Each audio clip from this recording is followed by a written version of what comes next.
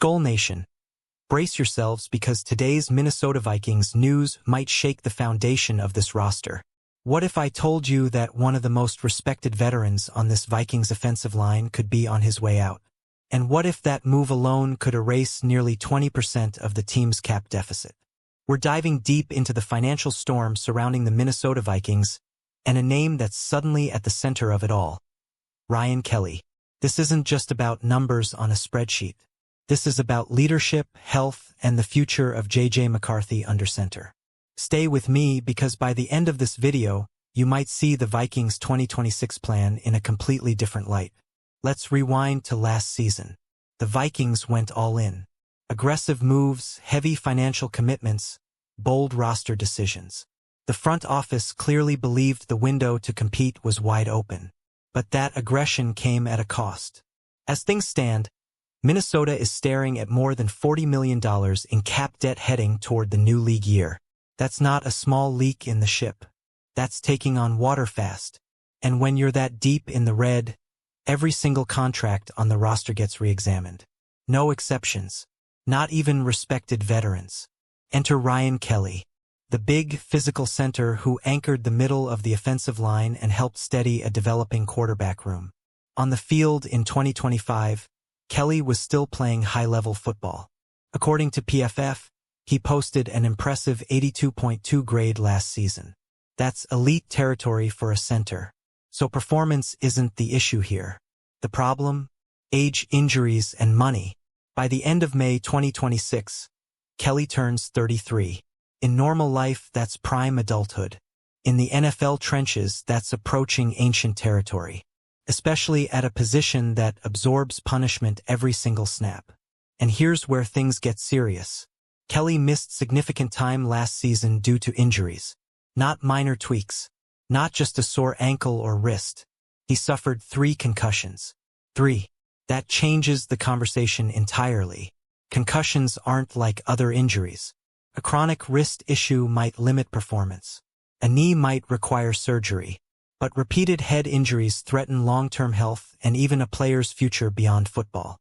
At some point, you have to ask, is retirement the safest option? And if Kelly wants to keep playing, should the Vikings take that risk financially and medically? Now let's talk cold, hard numbers. Cutting Ryan Kelly would free up approximately $8,347,647 in cap space. Let that sink in. If the Vikings are roughly $40 million over, subtracting about $8 million brings them down near $32 million in remaining cap debt. That's a huge chunk cleared with one move. It doesn't solve everything, but it's a serious step toward financial stability before the new league year kicks off. And Kelly isn't the only name being evaluated. Other veterans could also be on the chopping block as the Vikings try to balance the books. Defensive tackle Javon Hargrave, running back Aaron Jones, tight end TJ Hawkinson, all valuable players, all with contracts that demand scrutiny. At the same time, the front office is weighing extensions for players like Brian O'Neill and Blake Cashman. And restructures?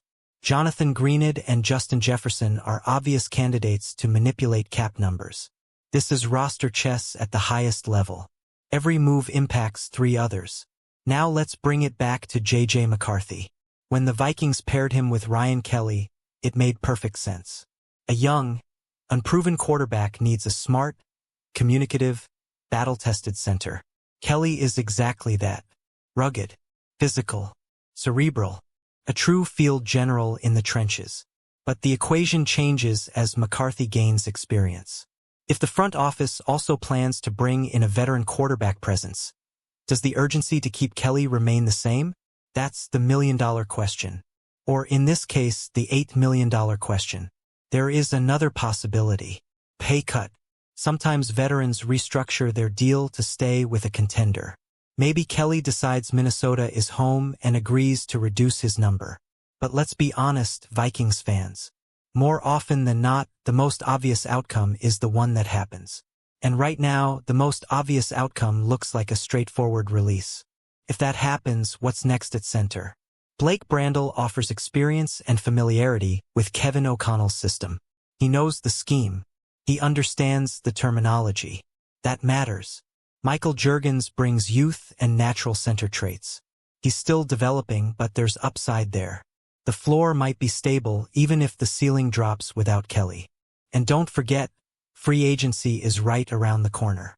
If the Vikings want to raise the ceiling instead of just stabilizing the floor, they could look outside the building. But again, that takes money. And money is exactly what Minnesota is trying to create. This is the tough part of team building. Emotional decisions versus financial reality. Leadership versus longevity. Health versus hope. Ryan Kelly has been a warrior in the middle. His 82.2 PFF grade proves he can still play at a high level. But age plus concussions plus cap strain is a brutal combination. So let me ask you, SKOL Nation, if you're the GM of the Minnesota Vikings, what do you do? Do you cut Kelly and save over $8 million? Do you push for a pay cut? Or do you ride it out and hope the health concerns don't resurface? Drop your thoughts in the comments because this is one of the biggest offseason decisions facing the Vikings. The clock is ticking toward the new league year, and the budget has to be fixed. Keep a very close eye on this situation. The future of the offensive line, and maybe even the trajectory of J.J. McCarthy, could hinge on it. If you love staying locked in on Minnesota Vikings news, make sure you smash that like button, subscribe to the channel, and share this video with every Vikings fan you know. SKOL.